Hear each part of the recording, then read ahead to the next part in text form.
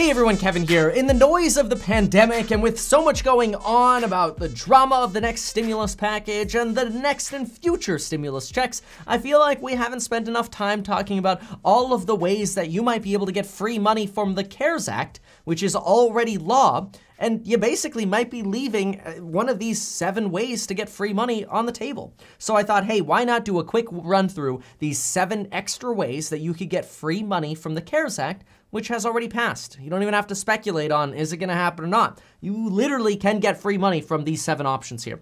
So I figure, hey, let's do a quick rundown of these. And as usual, remind you to get life insurance. Take you 4 to 5 minutes to sign up for on your phone. You can do it before the video's over. And if you deposit $100 with Webull, you will get 2 free stocks. Both things you could probably get done before I am done talking. So let's get started with my talking on these 7 ways you can get free money from the CARES Act.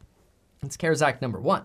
All right, number 1, you can get $5,250 in free student loan payoff money, that is tax-free student loan money, in that your employer, if they give you $5,250 to pay off your student loans, you do not have to pay taxes on it. So the benefit is you don't pay taxes on money you're getting. Ordinarily, if your employer pays you $5,250, you have to pay taxes on that. Well, there's a way, and talk to your business's CPA about this or your CPA about this, but there's a way your employer can pay you $5,250 tax-free towards your student debt in 2020.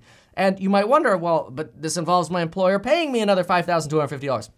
That's where you gotta get creative. Now talk to your CPA about this, but let's say you got paid $45,250 a year in income and you wanted to pay off your student debt, ask your boss to pay you $40,000 instead, and then pay $5,250 towards your student loan. Now your boss is literally paying you the same amount of money. They're getting all the same tax benefits. Heck, maybe they're even saving some payroll taxes.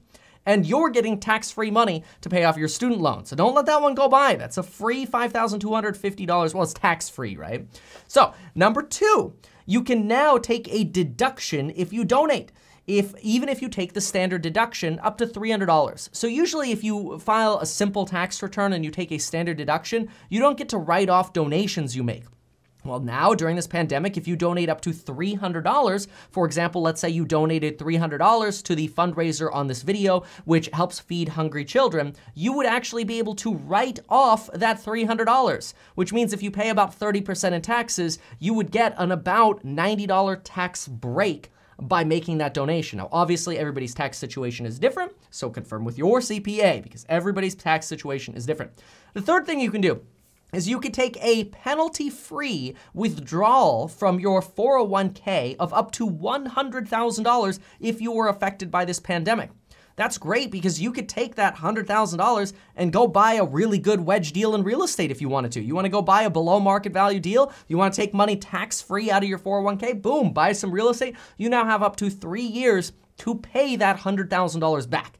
Now, obviously, there are more nuances and details to this. For example, I believe over 2020, 2021, and 2022, you'll have to pay a portion of taxes, but then you can claim a tax refund for that, so it might wash out. And I'm not trying to overwhelm you with that. All I'm suggesting is that you look into the details to see if taking $100,000 penalty-free from your 401k and then paying it back is an option for you, because it might give you the opportunity to get into real estate, or heck, maybe you got a stock you love that you want to buy with Webull, whatever you want to do. You've got choice though, and this is an interesting opportunity. The fourth way that you could get free money, and I really encourage y'all to do this before July 31st. If you are unemployed right now, you're self-employed, you think you don't qualify for unemployment insurance, or you've been denied for unemployment. Folks, it is now almost June. Apply again. The reason I say apply again is because one of my tenants applied for unemployment insurance and they got denied because they were self-employed. They got denied at the beginning of April. At the end of April, I sent them an email. I go, hey, why don't you try paying again? We'll work something out to where you could pay the rent a little bit late. Let's get you applying again. They applied again, they got pre-approved, and they got paid retroactive payments. That means they got $600 going backwards. Now it's win-win. They pay the rent, I got them into a program that's paying them way more than what the rent is anyway, and they're taking advantage of something that they thought they got denied for, but instead, now they're able to take advantage of that money. The money's there anyway. Like, it's one of those things where it's like, you may as well use it because it's already been allocated by the government. In fact, one of the reasons Republicans in the Senate are saying, well, we don't want to talk about the next round of stimulus yet, is because all of the money hasn't been spent yet. So if you want the next round of stimulus check, you may as well go apply for unemployment to help move these things along. Isn't that like a twisted world? That's the way the government works, okay? If you are a business and you have not yet, I'm gonna keep this one brief because I know it's more niche. Apply for the PPP, folks. I talked to so many contractors and half of them are like, I don't wanna deal with the PPP. I don't know, too complicated. They're gonna fix a lot of that.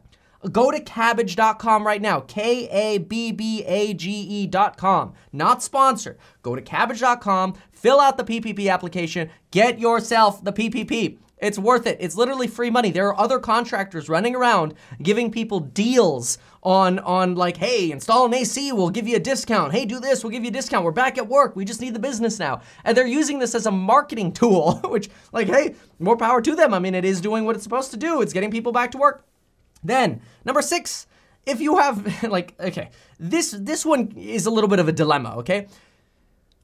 LendingTree found that only 5% of people who are taking mortgage forbearance actually need the mortgage forbearance. And that's because you don't have to provide any proof that you actually need mortgage forbearance. So there is this train of thought that you may as well ask for loan forbearance, not make your payment. You could keep that money in your pocket and then have that ideally added to the end of your loan, which a lot of banks are doing now.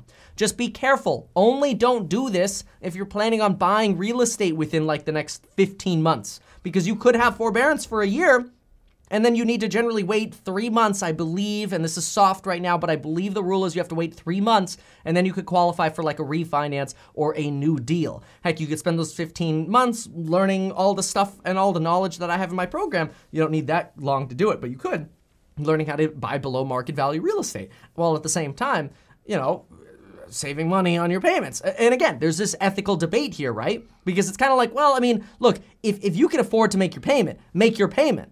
But then there's also this middle road where a lot of people are like, well, look, I can afford to make my payment now, but I don't know if my job's gonna be there in 2 months. I don't know if I'm still gonna get paid the same in 2 months. So I'm gonna start hoarding cash now to insulate myself. Or what if there's a second wave? So you know, again, not telling you to take forbearance if you don't need it. Don't do that. If you don't need it, don't do it. But if you're uncertain and your job is potentially affected, this is there for you.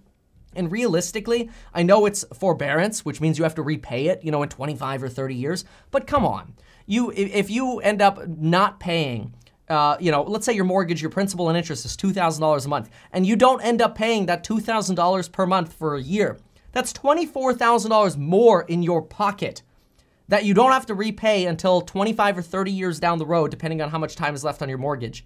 That doesn't accrue interest over that time, or it shouldn't, but confirm.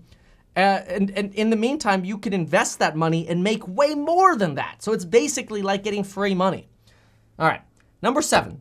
This one's a little bit more tricky. I'm not gonna go heavy on this, but if you are self-employed and you have an S corporation or you are an employer, look into the employee retention credit. Not enough people are doing this. Look into the employee retention credit. Could be another $5,000 in your pocket. Just Google that. You can figure it out yourself. It's way too complicated to try to explain on YouTube. I've tried. Okay, so there you have it, folks. Thank you so much for watching. If you like this kind of content, please do me a favor, hit that subscribe button. Only about 30% of you actually hit the subscribe button. I think it's because when I'm talking like this and I start talking a little faster at the end of the video, a lot of you just X out and you're like, ah, sucks for you, Kevin. Well, before you hit that red X button, hit that little subscribe button and join, just show support. It doesn't, you know, it's not like you have to turn on the notification bell if you don't want to, but just support the channel. It's really appreciated. I love seeing y'all support me, and I could see which of y'all in the comments are subscribed. It tells me you're a subscriber or you're not a subscriber.